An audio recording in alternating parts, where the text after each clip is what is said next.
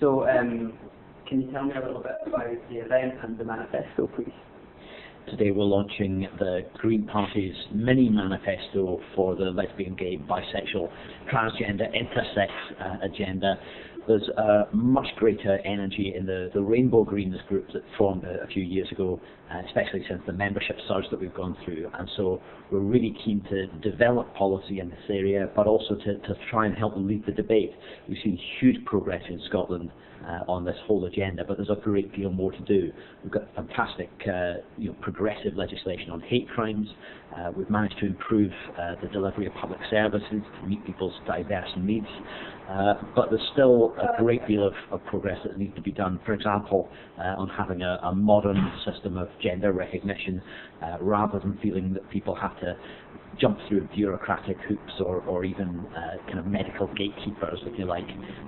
So there's a good degree of recognition across the political parties. Not all parties are moving at the same pace, and I hope that we reach the point very soon in Scottish politics where homophobia, transphobia or biphobia from candidates is as unacceptable to all parties as racism.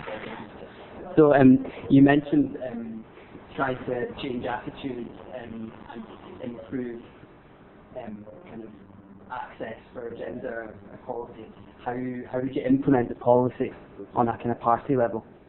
There's a real need for organisations like my own party and for the Scottish Government and the way that we structure public services to recognise that a binary model of gender isn't always right, isn't something that everybody feels that they can identify with.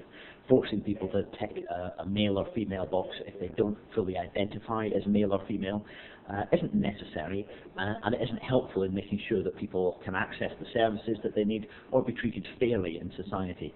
So many countries have already started to explore a wider approach to how we understand gender, and I think Scotland can do a lot better as well.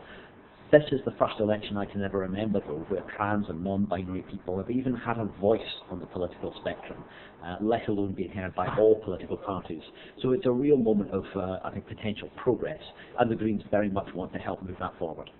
And you mentioned the hate crime legislation. What kind of policies in an ideal world would you like to see passed in the future then?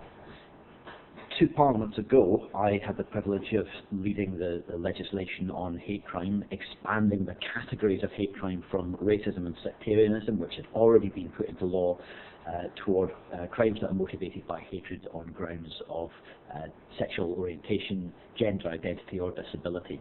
I think there's been a lot of progress in developing our understanding in the criminal justice system of what kind of hate crimes are taking place, where they're taking place, but also how we can pass effective sentences that try and make sure that we take account of the motivation for a crime.